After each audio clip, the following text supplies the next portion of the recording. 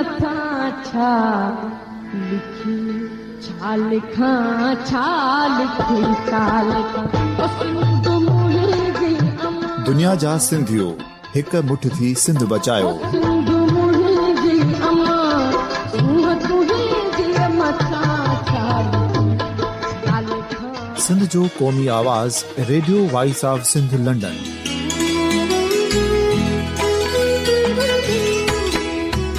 Radio voice of Sindh London पंहिंजी नशरियात में सिंध जी सियासत, समाज, इक़्तिसादियात, तारीख़, क़ौमी उमंगुनि ऐं अख़लाक़ियात मुतलिक़ सिंध जी हक़ीक़ी तर्जुमानी कंदे प्रोग्रामनि खे असराइतो बणाइण लाइ सिंध जे घण घुरनि ऐं धरतीअ सां प्यार कंदड़ अदीबनि, दानिशवरनि, सहाफ़ियुनि, उस्तादनि, वकीलनि ऐं हर तबिके जे मानवारनि सजणनि खे सिंध में शऊरी इनकलाब लाइ सहकार जो सॾु ॾियूं था। अचो त गॾिजी सूफ़ियुनि ऐं संतनि वारी सिंध जो ओज हिक मुठ थी वरी वापसि आणण वारे सफ़र जा साथारी बणिजऊं।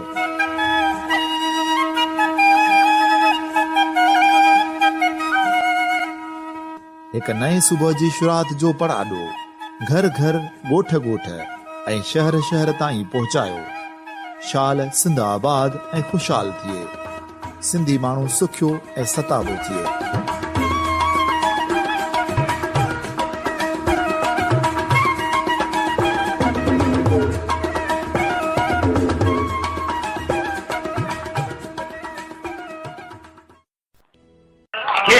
माण्हू तारीख़ में नशो बारे वेंदावल अक्सर माण्हू मौत जी टप खां हर हर परदा जीअंदावल अक्सर माण्हू मौत जी टप खां हर हर परदा जीअंदावल के माण्हू जीअंदे मौत खे मारे वेंदावल के माण्हू जीअंदे मौत खे मारे वेंदावल दुनिया हलचल जी बंदी माण्हू गीता वीतावल अक्सर माण्हू पाण जीअण को मुख मारे वेंदावल अक्सर माण्हू पाण जीअण को मुख मारे वेंदावल के माण्हू मरंदे मरंदे को मजियारे वेंदावल के माण्हू मरंदे मरंदे को मजियारे वेंदावल अक्सर माण्हू मत जा भूला पाण पैदा थींदावल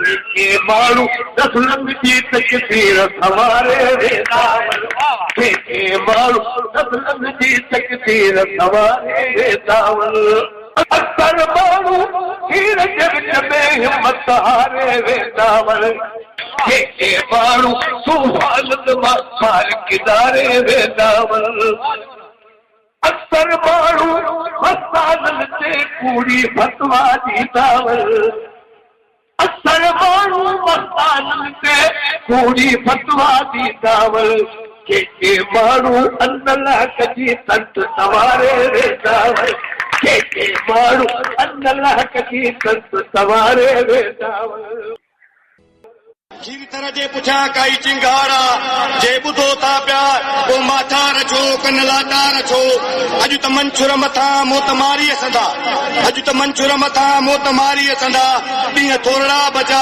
हुन जे पिंजोड़ में शींहं थोरड़ा बचा अजु त वाका करियो के धमाका करियो अजु त वाका करियो के धमाका करियो हर ज़िंदान जी ऊंची दीवार के हथ ग्रेनेड था जार ड्राहे कजो मुल्क बाहे कजो मुल्क बाहे कजो देश जी दाह ते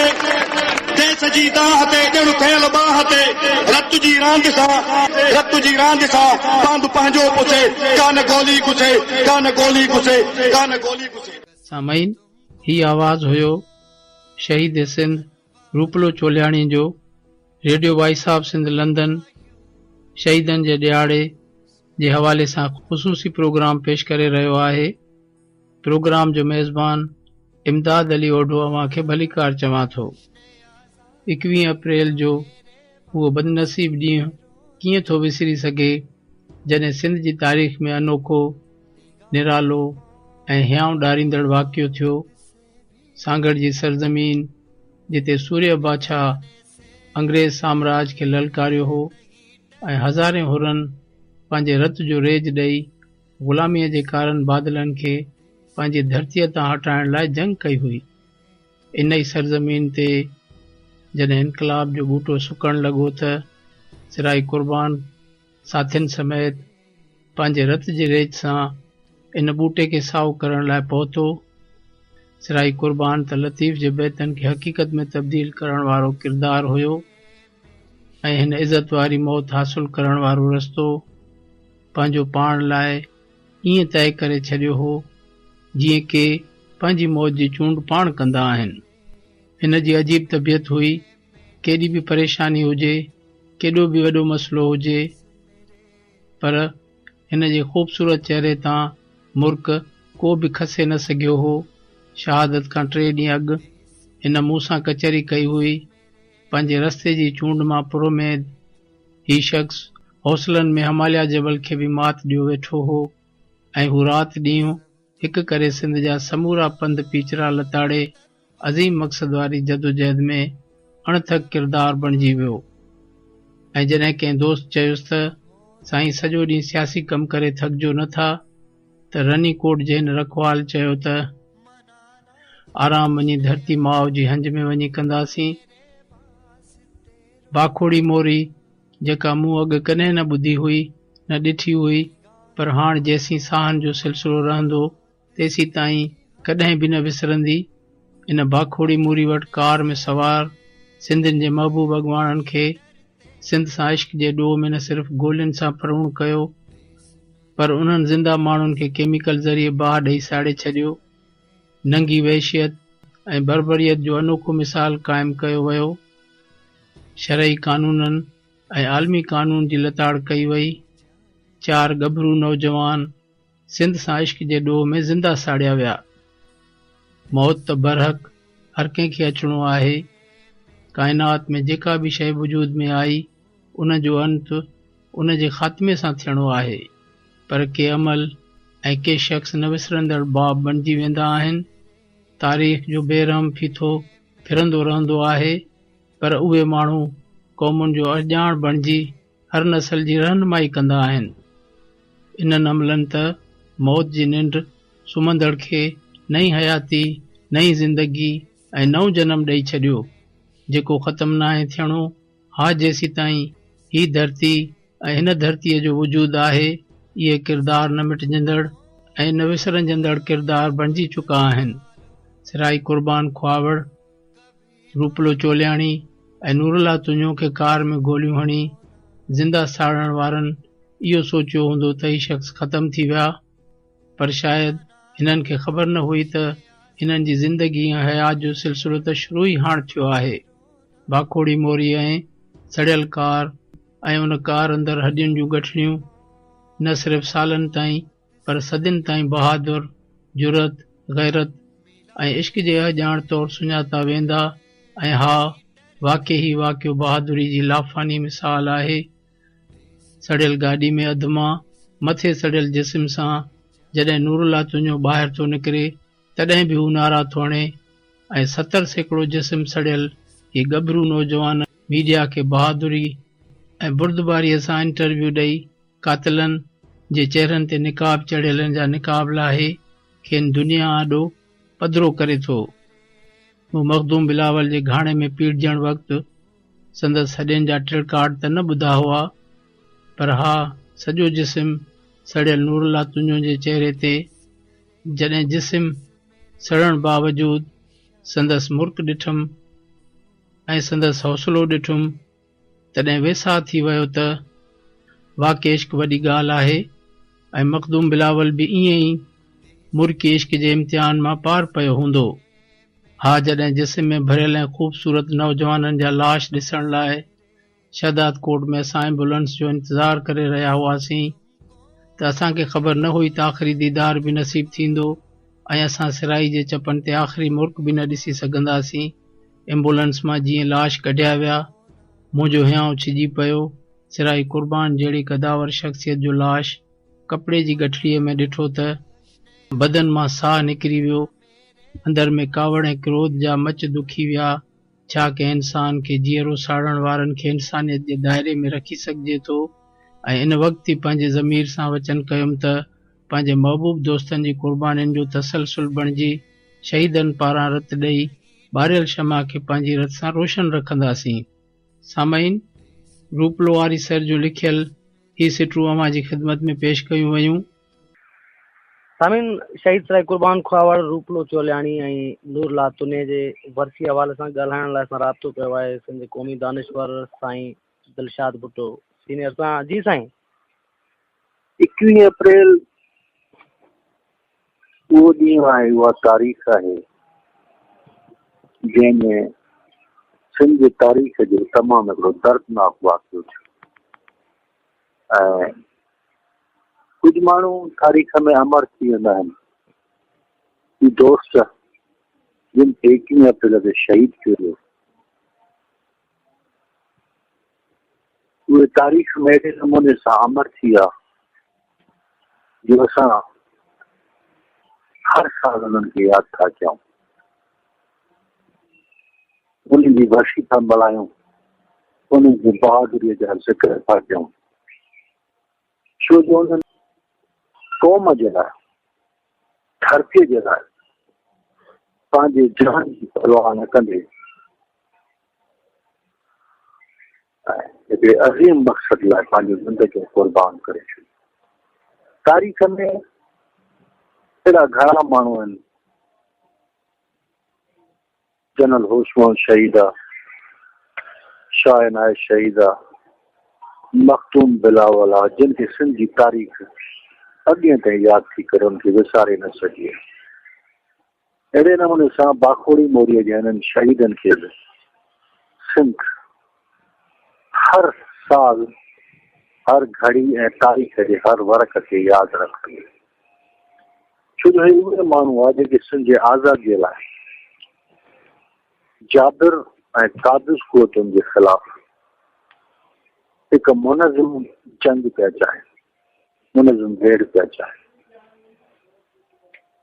ऐं हिकिड़ी शइ मां तव्हांखे इहा ॿुधाए छॾियां त रियासती क़ुवतूं खौफ़ज़दा उन वक़्तु थींदियूं जॾहिं उन्हनि खे यकीन थी वञे त ही फोर्सिस या ही क़ुवतूं असां लाइ ख़तरो थी सघनि थियूं। जेसि ताईं उन्हनि खे इहो ख़ौफ़ न हूंदो आहे त हे फ़र्द या ही तंज़ीम या ही फोर्स असांजे लाइ ख़तरो थी सघे थो, उन वक़्तु ताईं दुनिया जी पूरी तारीख़ पर ॾिसो, सिंध जी तारीख़ पर ॾिसो, रियासत कारवाई न चाही आहे। शाह इनायत ते बि कारवाई जो फ़ैसिलो उन वक़्तु थियो जॾहिं हुन हिकिड़ी मुनज़िम बग़ावत ऑर्गनाइज़ कई। मखदूम बिलावल जे ख़िलाफ़ बि कारवाई जो फ़ैसिलो उन वक़्तु थियो जॾहिं हुन हिकु मुनज़िम बग़ावत ऑर्गनाइज़ कई ऐं अमलन जंग जी शुरूआति कई। ही दोस्त बि हिकिड़ी मुनज़िम ऑर्गनाइज़ेशन जोड़े रहिया हुआ सिंध जे आज़ादी जे लाइ, सिंध जे आजपे जे लाइ। ऐं रियासत इहो महसूसु करे वरितो जेकॾहिं असीं हाणे एक्शन नथा कयूं, हाणे जेकॾहिं असां वार नथा कयूं त पोइ शायदि देरि थी वञे, कॾहिं बि वार न करे सघूं। ही रियासत ऐं हिन जा कारिंदा इहे इंतहाई शातिर आहिनि। माॻ में बि काफ़ी दफ़ा इहो चयो आहे त अंग्रेज़नि जे फ़ौज में बि शामिल रहिया आहिनि ऐं अंग्रेज़ दौर में बि जेके बि अहिड़े क़िस्म जूं बग़ावतूं हुयूं उन्हनि खे कुचलण में हिननि रोल अदा कयो आहे। ऐं ख़ासि तौर ते बलोचिस्तान जे अंदरि जेका तारीख़ हले थी उहो उन्हनि जे लाइ हिकिड़ो ताज़ो तजुर्बो आहे। हुन जी रोशनीअ में हू बलोचिस्तान जे सरहदुनि ते हिकु नई बग़ावत न पिया चाहिनि। उनजे करे हुननि इहो फ़ैसिलो कयो त अभी या फिर कभी नहीं, जेको कुझु करिणो आहे हाणे करिणो आहे। जेकॾहिं हाणे कुझु न कयोसीं त पोइ कुझु बि न थी सघंदो। ही दोस्त कंहिं मक़सद सां विया कंहिं मख़सूस जॻह ते विया, कंहिं दोस्तनि सां मिलण विया। हुतां जॾहिं मोटनि पिया त रस्ते में रियासती कारमदन हिननि जो घेराव थियो। टे दोस्त पाण खां हमेशह गॾु रहंदा हुआ। हिननि खे मूं ॾिठो, हिननि दोस्तनि खे मज़ाक़ी तौरु सुञाणंद साईं खे रूपलो इंतिहाई चुपचाप ऐं ख़ामोश माण्हू हो। लाइ खे बि सिराई क़ुर्बान खे त काफ़ी वेझड़ाईअ खां सुञाणा। इहे दोस्त हमेशह गॾु रहण वारा दोस्त हुआ। ज़िंदगी में बि यारी हिननि जी ऐं पंहिंजे मक़सद सां बि हिकु जहिड़ी सचाई रखंदा हुआ ऐं हमेशह गॾिजी अमल कंदा। ही कई दोस्त गॾु हुआ, हिकिड़ी गाॾीअ में हुया ऐं जंहिं वक़्तु हिननि खे रियासती कारंदन क़तल कयो, हुन वक़्तु जेका सूरत हाल साम्हूं आई, जेके तस्वीरूं आयूं गाॾीअ जूं, या न्यूज़ टीवीअ ते फ्लैश थी, टीवीअ ते बि जेको कुझु ॾेखारियो वियो या फेसबुक ते बि जेके तस्वीरूं आयूं, उन्हनि मां हिकिड़ी शइ चिटी रीति नज़र थी अचे त गाॾी रोड खां हेठि लथल आई, रोड खां हेठि कचे में लथल आई। हिन मां हिकिड़ी शइ सिधी तरह वाज़े थी थिए त जॾहिं रियासती अहलकारनि दोस्तनि जो घेराव कयो आहे, उन वक़्तु दोस्तनि उन्हनि जे घेरे मां निकिरण जे लाइ गाॾी हेठि लाइ, ज़ाहिर आहे त हेठि को रस्तो कोन हो, पर हेठि लाइ पोज़ीशन वठण जी ज़रूरु कोशिशि कई हूंदी, जंहिं शइ खे रियासती अहलकारनि महसूसु करे वरितो त जेकॾहिं ही माण्हू पोज़ीशन वठी आहे त शायदि हिननि खे काबू पाइण मुश्किल थी वञे।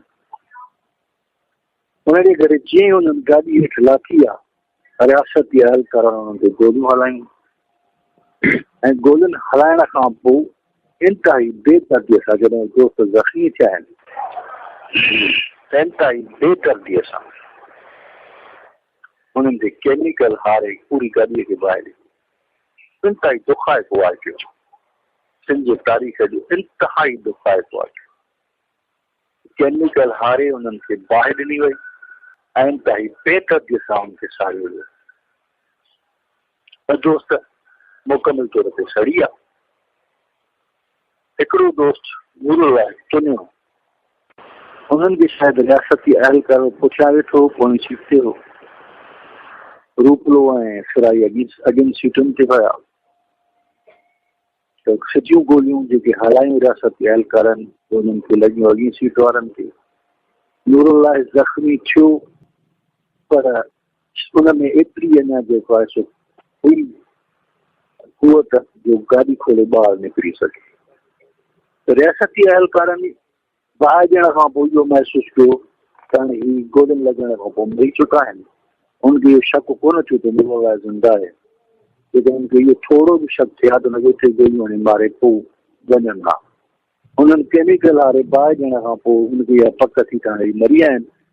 जॾहिं रियासती अहलकार हुतां विया त नूरुल्लाह गाॾीअ जो दर खोले पाण खे ॿाहिरि फेरायो, बाहि हुनखे वकोड़े चुकी। केमिकल हणण खां पोइ जेका हिननि बाहि ॾिनी उहा हुनखे वकोड़े चुकी।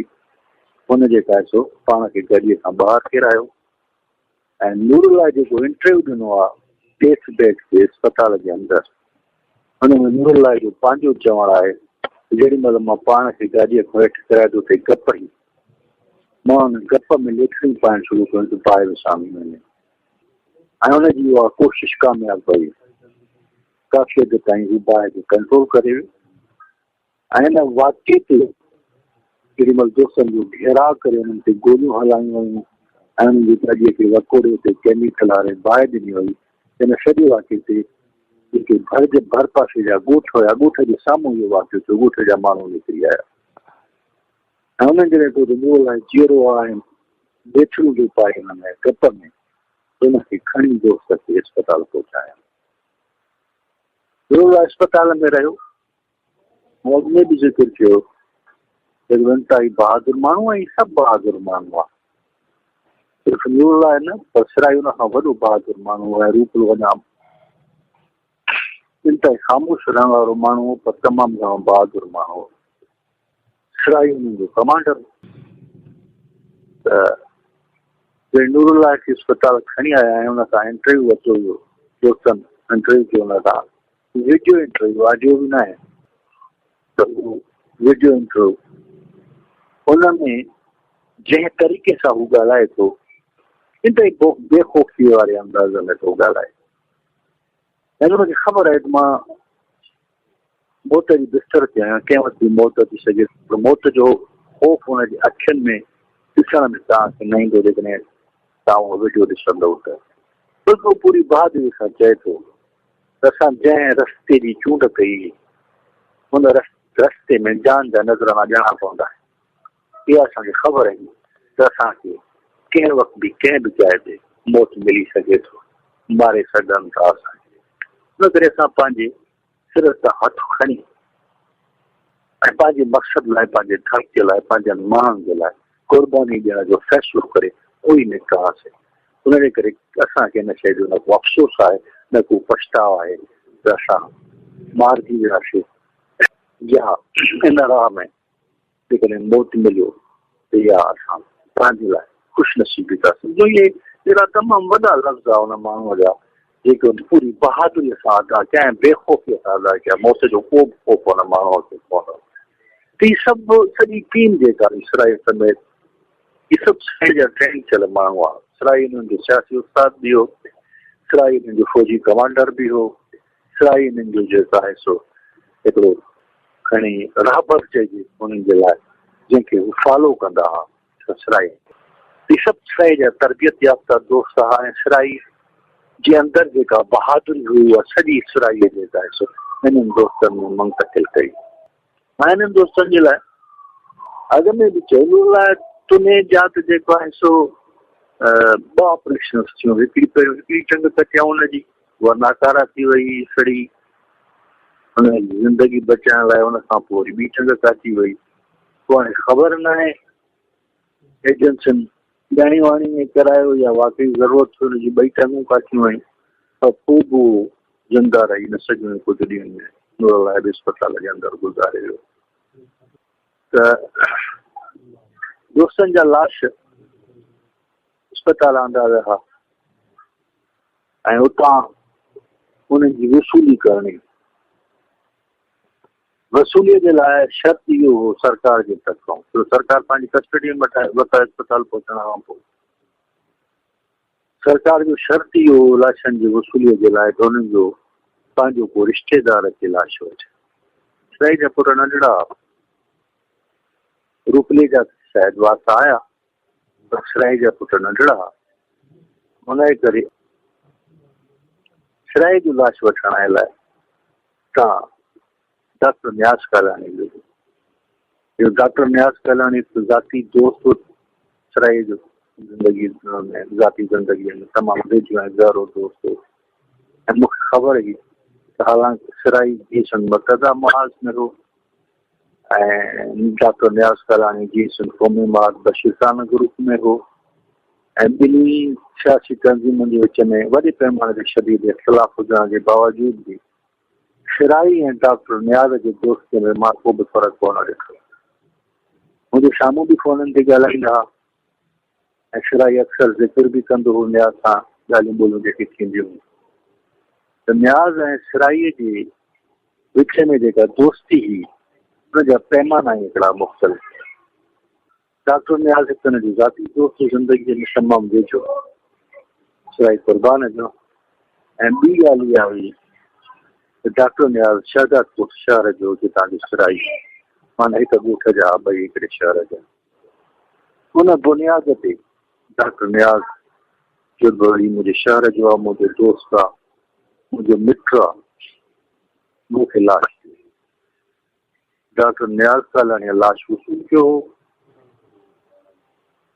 इसराई जो, ऐं जीअं त डॉक्टर न्याज़ कालानी जो सियासी तालुक बशीर खान ग्रुप सां हो, हुनजे करे उहो लाश शहीद बशीर खान पाण खणाए शहदाद कोट आयो।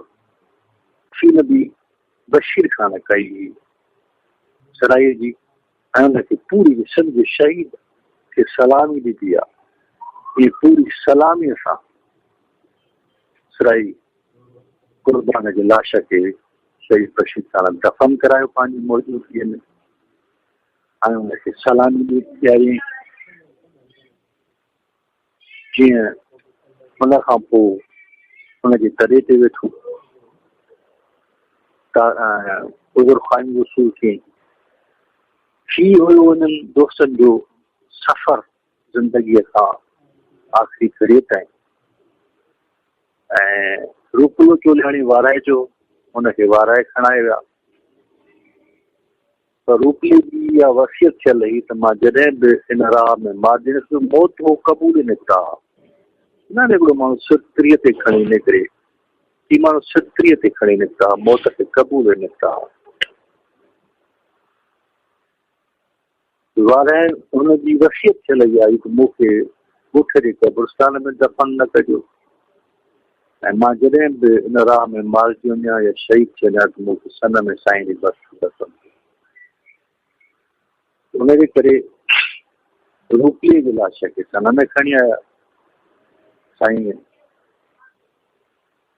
जिन साहिब जे हिते दफ़न थियल आहे उते रूपले खे दफ़न कयो वियो। नूरुल्लाह तुने जी बेतहाशा मोहबत की सिराई कुर्बान क्यों न हुनखे पंहिंजो कमांडो बि सम्झंदा, उस्ताद बि सम्झंदा, हर लिहाज़ खां जेका आहे हुनखे पंहिंजो वॾो बि सम्झंदा।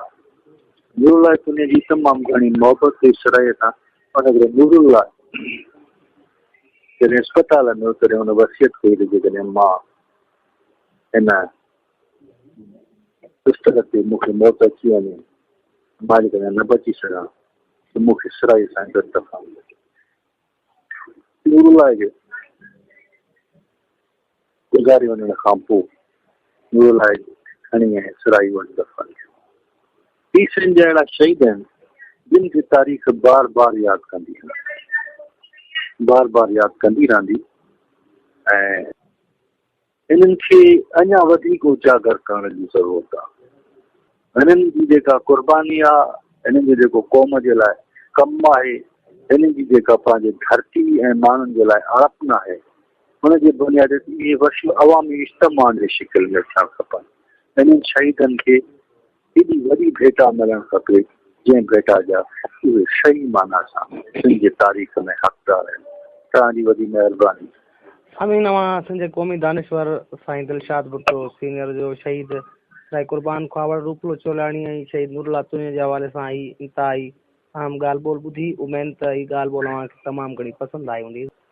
अवांजी समातुनि ताईं radio voice of Sindh London. साथियो भाइरो radio voice of Sindh London जा ॿुधंदड़ो, तव्हां सां तव्हांजो भाउ तव्हांजो दोस्त जे सिंध लिबरल फ्रंट जो मरकज़ी कन्वीनर नवाज़ खान ज़ौर मुखातिब आहियां। पाण शहीदनि ते ॻाल्हाईंदासीं। अॻु में बि पाण शहीदनि ते ॻाल्हाईंदा रहिया आहियूं। जंहिं महिल सिटूं ॿुधी रहिया हूंदा तंहिं महिल इहा सुभाणे अॼु में बदिलजी चुकी हूंदी। शहीद सिराई कुर्बान ख्वावड़, शहीद नूरुल्लाह तुनियो, नूरुल्लाह जी शहादत बैद में थी बहरहाल उहो ज़ख़्मी ॾिनी थियो। शहीद रूपले चुलियाणी जी वर्सी है। 4 नौजवान जेके गॾिजी रोड ते सफ़र करे रहिया हुआ, उन्हनि जो पीछो कयो वियो ऐं पोइ उन्हनि खे निशानो बणाए शहीद कयो वियो। सिंध में पंहिंजी नोयत जो इहो पहिरियों वाक़ियो हो जो किन माण्हुनि खे शहीद कयो वञे, उन्हनि जे जस्दे ख़ाकी खे, उन्हनि जे जिस्मनि खे बायूं ॾेई छॾनि ऐं गाॾी समेत उहे सड़ी जेके ट्रक थी वञे। जेतोणीकि तारीख़ में के एकड़ बेकड़ इन क़िस्म जा वाक़िया ज़रूरु मिलनि था। ख़ुदि भगत सिंह खे जॾहिं अंग्रेज़नि फांसी ॾिनी हुई त माण्हू जेल जे दरवाज़े ते गॾु थी विया हुआ ऐं अंग्रेज़ अमलदारनि उहो लाश जेको आहे सो माण्हुनि जे हवाले करण जे बजाए जेल जे पोएं दरवाज़े खां ॿाहिरि कढियो ऐं रावी जे किनारे ते हुनखे बाहि ॾिनी। ऐं माण्हुनि जॾहिं उते आग जो नज़ारो ॾिठो त माण्हू डोड़ी उते पहुता ऐं पोइ लाश जेको आहे भगत सिंह जो लाश जेको आहे सो अंग्रेज़ अमलदारनि खां या ॾेही एहलकारनि खां उन्हनि छॾाए वरितो। त इन क़िस्म जा के एकड़ बेकड़ वाक़िया ज़रूरु मिलनि था, पर जहिड़नि माण्हुनि खे हलंदी गाॾी में गोलियूं हणी शहीद करे ऐं पोइ उन्हनि जे गाॾी ते को कीमियाई मादो उछले, को गार उछले, उनखे बाहि ॾेई छॾणु सिंध जी तारीख़ जो या सिंध जी जदीद सियासी तारीख़ जो पहिरियों वाक़ियो आहे ऐं ॾाढो अफ़सोसनाक वाक़ियो आहे। जेकॾहिं आउं भुलिजा नथो त उहद जी जंग हुई या उन खां पोइ जॾहिं कुझु माण्हुनि जंग में मारिजी वियल काफ़रनि जे चेहरनि ते धक हया त हुज़ूर अकरम उन्हनि खे रोकियो त मारिजी वियल माण्हुनि या मरी वियल माण्हुनि जा चेहरा जेके न फिटायो। इहो इस्लामी तइलीमात जे ख़िलाफ़ आहे, हुज़ूर अकरम जे रिवायतनि जे ख़िलाफ़ आहे। पर ही ताक़तूं जेके कॾहिं कॾहिं पाण खे मुसलमान या इस्लाम जो पोइ लॻ छॾाइण जी दवा कंदियूं आहिनि, उहे इन क़िस्म जा वहशतनाक क़िस्म जा अमल बि कनि थियूं, माण्हुनि जा चेहरा मस्क कनि थियूं, पर माण्हुनि जा सॼा जिस्म बि साड़े छॾीनि थियूं। आउं सम्झां थो कि जंग जी बि इख़्लाक़ियात थींदी आहे, इख़्तिलाफ़नि जी बि इख़्लाक़ियात थींदी आहे, मोहबतनि जी बि इख़्लाक़ियात थींदी आहे, जहिड़े जी बि इख़्लाक़ियात थींदी आहे। ऐं जंहिं अंदाज़ सां माण्हुनि खे शहीद कयो वञे थो, जंहिं अंदाज़ सां उन जे जिस्मनि जी तौहीन कई वञे थी, इहो न इस्लामी अंदाज़ न जंग जे इख़्लाक़ियात जो। पर हिते ईअं थींदो रहियो आहे। हलीम बाग़ी हिकिड़ो शेर लिखियो जंहिंजो मक़सदु इहो त हिते ईअं थींदो रहियो आहे, थींदो रहे थो। सो हिते ज़िंदगी जे हर मैदान में इन क़िस्म जूं वहशतनाकियूं रूनमा थींदियूं रहनि थियूं। जीअं सिंध मुतहदा माज़ जे अॻुवाणनि राई कुर्बान खावड़, रूपले चुलियाणी, हुन सां गॾु हिकिड़े महिमान नादर बुगटी खे हिननि शहीद करे छॾियो ऐं उन ई वाक़े में ज़ख़्मी थियल नूरुल्लाह सिंह कुझु ॾींहंनि खां पोइ अस्पताल में शहीद थी वियो, जंहिं निशानदेही कई त असांखे कहिड़ियुनि क़ुवतनि निशान बणायो।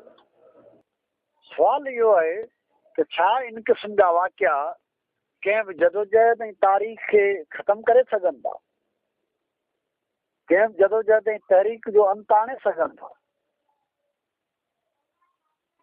इंसानी तारीख़ चए थी त वहशतनाकियूं कॾहिं कॾहिं तहरीकनि जे ॾाढो बंदि ज़रूरु बधंदियूं आहिनि, पर उनखे रोके न आहिनि सघंदियूं, उनखे मुस्तक़ल तौर ते शिकस्त ॾेई न आहिनि सघंदियूं। सिंध जे अंदरि ही जेको कुझु थिए पियो, ही जेका रस्म हली पई आहे, फैज़ अहमद फैज़ हिकिड़ो ॾाढो भलो शेर लिखियो, निसार में तेरी गलियों में है वतन के जहाँ, निसार में तेरी गलियों में है वतन के जहाँ, चली है रस्म के कोई न सर उठा के चले, जो कोई चाहने वाला तवाफ को निकले, नजर चुरा के चले, जिस्म जहाँ बचा के चले। तो माण्हुनि खे इख़्तिलाफ़ राय जो हक़ न ॾिजे, सियासी इख़्तिलाफ़ राय जो हक़ न ॾिजे, पंहिंजे सियासी नुक़्ते नज़र रखणु न ॾिजे, पंहिंजे सियासी नुक़्ते नज़र तहत कमु करणु न ॾिजे, पंहिंजे सियासी नुक़्ते नज़र तहत तंज़ीम ठाहिणु न ॾिजे।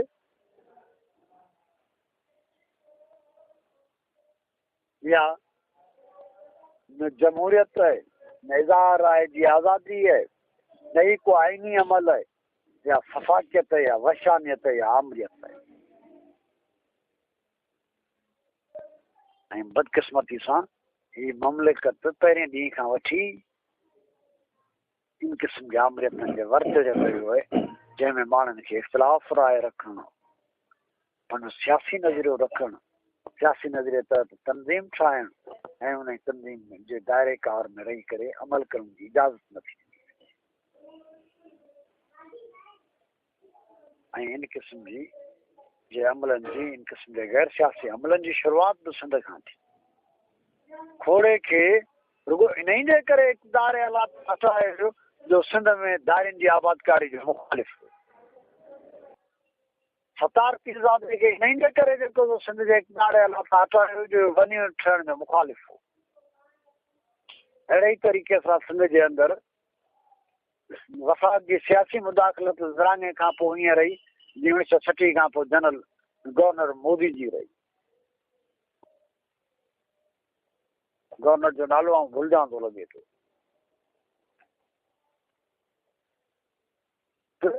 इन क़िस्म जा अमल ऐं उहे हाणे अॻु में सियासी तौर ते हुआ, हाणे उहे सफ़ाकियत जे दायरे में। पर इन क़िस्म जा अमल तारीख़ जे फीथे खे नथा रोके सघनि। तारीख़ ख़ुदि हिकिड़ी तवानाई आहे, तारीख़ ख़ुदि हिकिड़ो तहरुक आहे। तंहिंजे करे सफ़ाकियत, वहशानियत ऐं गैर इंसानी सलूक ऐं गैर इंसानी अमल जेके आहिनि तारीख़ जे फीथे खे चोड़ण खां रोके न सघंदा आहिनि। उंध जे घोड़े ते सुवार रियासती कुवतनि दुनिया जे सॼे ॻोल्हे ते जिथे किथे बेठकेती कुवतनि हमेशह ईअं सम्झो आहे त असां तशद्दुद खां कमु वठी ज़ोर ज़बरदस्ती खां कमु वठी जबर खां कमु वठी क़ौमी तरीक़नि जो गलो घुटे सघूं था ऐं उन्हनि अहिड़ी कोशिशि कई आहे। पर इंसानी तारीख़ में इहो नतीजो हमेशह साॻियो आयो आहे त मज़लूम क़ौम, ज़ालिम क़ौम, हाकिम क़ौम, जाबिर क़ौम खे हमेशह शिकस्त। आख़िरी फतह जेका आहे हमेशह मज़लूम क़ौम जी थी थिए, महकूम क़ौम जी थी। जबर केॾो बि घणो छो न हुजे, ॾाढ केतिरो बि घणो छो न हुजे, पर उन ॾाढ जी जबर जी हाकिमियत जी जेका आहे सा बेठकियत जो न अंत सिंध जे अंदरि मुशरफ दौर खां शुरू थियल जेका वहशानियत जेका अञा ताईं हले थी, जंहिंखे पीपल्स पार्टी जो गुज़िरियल दौर मुंहिंजो ॾेई न सघियो, जंहिंखे नवाज़ शरीफ़ जो मौजूदा जमहूरी दौर रोके न सघियो आहे, उहा सफ़ाकियत ऐं वहशानियत जेका आहे सा अञा हले थी। पर उन जे बावजूद बि सिज खे उभरण खां नथो रोके सघिजे, चंड खे चमकण खां नथो रोके सघिजे, हवा खे घुलण खां नथो रोके सघिजे, हीर खे उबकार ॾियण खां नथो रोके सघिजे, खुशबू खे उभरण ऐं विखरण खां नथो रोके सघिजे। अहिड़ी रीति सियासी तहरीकनि खे बि रोके नथो सघिजे। हा, कॾहिं कॾहिं कुचलजी ज़रूर वेंदियूं आहिनि, पर हर शिकस्त बि फतह जो पेशकीमो हूंदी आहे, हर कुचलजण बि उभार जो पेशकीमो हूंदो आहे। तंहिंजे करे क़ौमी तहरीक जे ख़िलाफ़ ही जेके अमल शुरू थिया आहिनि, ही जेका सफ़ाकियत शुरू थी आहे, उहा आख़िरकार हाराए वञी। शहीदनि जो रब्त ॾाढो ताक़तवर थींदो आहे, उन जे करे शहीदनि जे खून खे कॾहिं बि रायगान थियणु न ॾींदो आहे। रब्त जेको आहे ख़ुदि हिकिड़ो रेज आहे जेको नवां गुलिस्तान पैदा कंदो आहे, नवां नखलिस्तान पैदा कंदो आहे, नयूं फुलवाड़ियूं पैदा कंदो आहे। सराय कुर्बान खावड़, रूपले चुडियाणी ऐं आउं चाहियां थो त हुन में नूरुल्लाह खे बि ॻंढे ई छॾिजे, भले खणी हुननि जे शहादतनि जे विच में 2 ॾींहंनि जो गैप छो न हुजे, 2 ॾींहंनि जी विथी छो न हुजे, पर पोइ बि उहे हिकिड़े ई वाक्य जो तसलसल आहिनि, हिकिड़े ई वाक्य जी कड़ी आहिनि। जिन्हनि शहीदनि जो रतु जेको आहे उहो बि रंग लाहींदा। हिकिड़ो उर्दू शेर आहे, चराग लाला जलाओ बड़ा अंधेरा है, चराग लाला जलाओ बड़ा अंधेरा है। जॾहिं ऊंदाही वधी वेंदी आहे तॾहिं शहादतनि जा ॻाढ़ा चराग जेके आहिनि उहे हर पासे नवां सिज उभारे विझंदा आहिनि, रोशनियूं रंग ऐं नूर पखेड़े छॾींदा आहिनि। सराई कुर्बान खावड़ बराबरि शहीद थी वियो आहे, रूपलो चुडियाणी बराबरि शहीद थी वियो आहे। नूरुल्लाह तुंहिंजो बराबरि शहीद थी वियो, पर हुनजो नज़रियो जागे थो, हुनजो फ़िक्र जागे थो, हुननि जी जदोजहद जागे थी, हुनजो अज़म जागे थो। ऐं आउं सम्झां थो त इन अज़म खे, इन जदोजहद खे, इन नज़रिये खे, इन फ़िक्र खे, इन उमंग खे का बि मात न आहे, इन इश्क खे का बि मात न आहे। अयाज़ हिकिड़ो ॾाढो भलो शेर लिखियो, जे राह जल कंहिं वरिती आहे, जे राह जल कंहिं वरिती आहे, धूअं कई बि भरती आहे। जे राह जल कंहिं वरिती आहे, हिन धूअं कई बि भरती आहे, ही धरती तोखे परती आहे, महिमान हज़ारे मान। तूं चओ न लुछां, तूं चओ न पुछां, पर तोखां हिकिड़ी ॻाल्हि पुछां, तूं कंहिं कंहिंखे ख़ामोश कंदे ऐलान हज़ारे मान। ही दौर अयाज़ गुज़रणो आहे, ऐं पंहिंजो वारो वरणो आहे। ही दौर अयाज़ गुज़रणो आहे, ऐं पंहिंजो वारो वरणो आहे, तो सूरज नेठ ते भरणो आहे, कान हज़ारे मान। शहीदनि जा खून, शहीदनि जा रत, शहादतूं हमेशह नवां इम्कान पैदा कंदियूं आहिनि, ऐं उहे इम्कान जेके आहिनि इनकलाबनि ऐं आज़ादियुनि जा पेशकीमा थी पवंदा आहिनि, उनजा उञाण थी पवंदा आहिनि, हुनखे जनम ॾियण जो सबबु थी पवंदा आहिनि। शहादतूं मायूसीअ जे आलम में, इंतशार जे आलम में न उत्साह पैदा कंदियूं आहिनि, नयूं उमंगूं पैदा कंदियूं आहिनि, ऐं नवां जोलान ऐं जज़्बा पैदा कंदियूं आहिनि। तंहिंजे करे सिंध जी क़ौमी तहरीक जे अंदरि जेके शहादतूं आहिनि, उहे क़ौमी तहरीक जी कमज़ोरी जे वजह उनजी सघ आहिनि, उनजी ताक़त आहिनि। ऐं उहा सघ जेका आहे हिकिड़े ॾींहुं जवान थी वञणी आहे, हिकिड़े ॾींहुं मेच्योर थी वञणी आहे, पुख़्ती थी वञणी आहे, बलूगत ते रखणी आहे, ऐं उन जे नतीजे में हिकिड़ा नवां इम्कान पैदा थियणा आहिनि, नयूं शयूं पैदा थियणियूं आहिनि, ऐं उहे नवां इम्कान सिंध जी क़ौमी आज़ादी खे वधीक वेझो करे वठंदा, वधीक वेझो करे विझंदा, वधीक क़रीब करे विझंदा। हेठां ई साईं लिखियो, छिके छिनाई खुई जा खयाई विख ते वेझी कई, खुई जा खयाई विख ते वेझी कई, छिके छिनाई पंध मिड़ियो ई पब जो। जॾहिं थकावटनि में चूर थी हुन विख कई, उन्हनि खे मंज़िल जे क़रीब करे छॾियो, ऐं जहिड़े तहिड़े हाल में वो हलंदी रही, वधंदी रही, ऐं केतिरो जेको पंधो उहो पूरो करे। अहिड़े ई तरीक़े सां, अहिड़े ई अंदाज़ सां शहादतूं जेके आहिनि उहे सिंध जी क़ौमी आज़ादी जे सफ़र खे पूरो करे।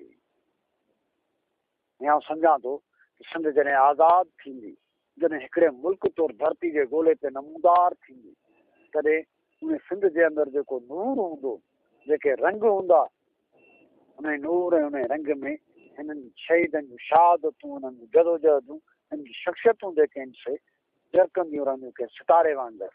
ऐं सिंध जे अंदरि हर वार जेको आहे सो पंहिंजो नओं अंदाज़, पंहिंजो नओं रूप, नओं रंग जेको आहे सो पखेड़ींदियूं रहंदियूं, ऐं सिंध जे माण्हुनि जे अखियुनि जो नूर ऐं दिलनि जी धड़कन थी पवंदा इहे शहीद। हुननि शहादत जे मौक़े ते उन्हनि खे भेटा पेश कंदे ऐं रुगो अयाज़ ही बैत थो चवां, ऐं सिंधू तोखे बेट न कंहिं लुड़क फुरा कंहिं बाग फुरा, ऐं सिंधू तोखे बेट न कंहिं लुड़क फुरा कंहिं बाग फुरा, जिन तोखे पंहिंजो रत ॾिनो से सभ खां पाण मल्हाए विया। इंशाअल्लाह पाण ॿिए टाइम ते, ॿिए वक़्त ते वरी ॿिए कंहिं मौज़ू ते ॻाल्हाईंदासीं। इजाज़त ॾींदा नवाज़ खान ज़ौर खे। सिंध सलामत, आप सलामत, वधाईंदा।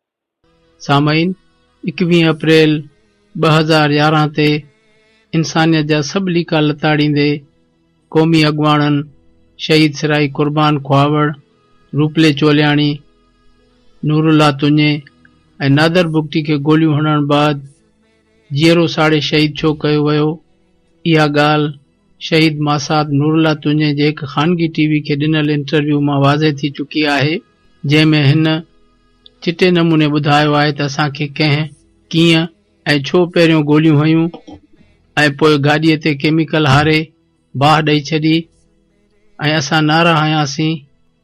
शहीद मासाद नूरुल्ला तुंजे जूं वारदात वारी जॻह ते कुझु वीडियो क्लिप्स पिण ठाहियल आहिनि जिन में हू 80 सैकड़ो जिस्म सड़ी वञण बावजूद भी वॾी बहादुरी जो मुज़ाहिरो कंदे हिन खे सड़ियल ॾिसी परेशान थींदड़ ॻोठाणनि खे ख़ैर आ चए थो ऐं पोइ ॻोठाणनि खां मोबाइल वठी दोस्तनि खे साथियुनि जी शहादत जो इतला ॾिए थो। ॻोठाणा संदसि बहादुरी जूं ॻाल्हियूं ॿुधाए अॼु बि ॻोढ़ा ॻाड़िन था। फाखोड़ी वाक़े बाद शहीद मासाद नूरुल्ला तुंजे खे कराची जी सिविल अस्पताल में पिण दाख़िल कयो वियो हो, जिते भी हू साणस गॾु रहियल दोस्तनि खे हौसलो ॾींदो रहियो। अस्पताल में इंटरव्यू दौरान सहाफ़ी तरफ़ां साथियुनि जो केस दाख़िल कराइण बाबति पुछियल सवाल जे जवाब में शहीद मासाद टहक ॾेई खेसि चयो त असां शहीदनि जो केस आलमी इदारनि ऐं सिंधी क़ौम आॾो रखंदासीं।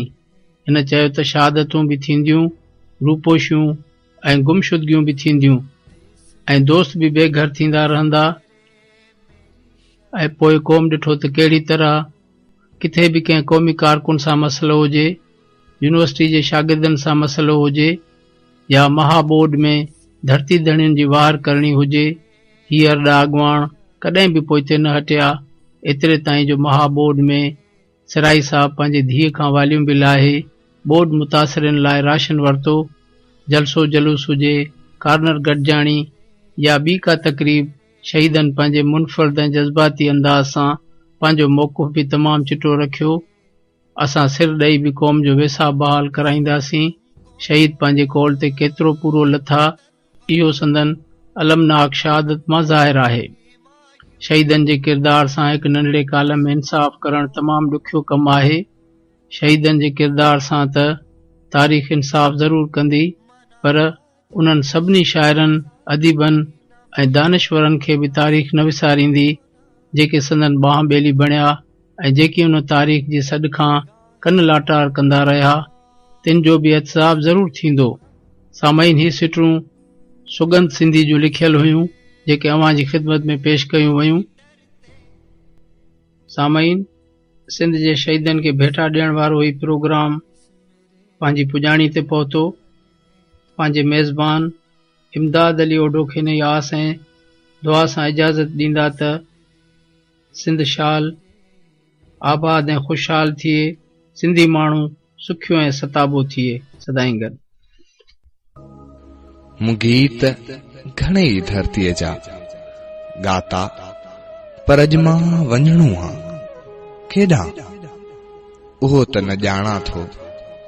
ही ॼाणा थो तोखां वञणो हा। तो प्यार ॾेई इकरार घुरियो, तूं मूंखे कोन छॾे वेंदे। ही धरती केॾी प्यारी आ, तूं कहिड़ी लोए लॾे वेंदे। ही रोज़ गुलनि ते शबनम जा थी मोती मेड़े बाख अचे। ॾिस झुड़फुड़ झुड़फुड़ लाती आ, तो लाइ वरी वेसाख अचे। मां तोखे कहिड़ी वरंदी ॾियां, चुपचाप भरियां थो साह थधो। मूं जीवन भर में कोन ॾिठो, आ अॼु वांगुर वेसाह थधो। मां वर वर तोॾे घूरियां थो ऐं सोचां थो कंहिं वक़्तु मिलूं या कोन मिलूं। मां छा ॼाणा जे नीरे निभ में दूर टिलूं। मूं गीत घणेई धरतीअ जा गाता, पर अॼु मां वञणो हा। पर अॼु मां वञणो हा। पर अॼु मां वञणो हा। पर अॼु मां वञणो हा।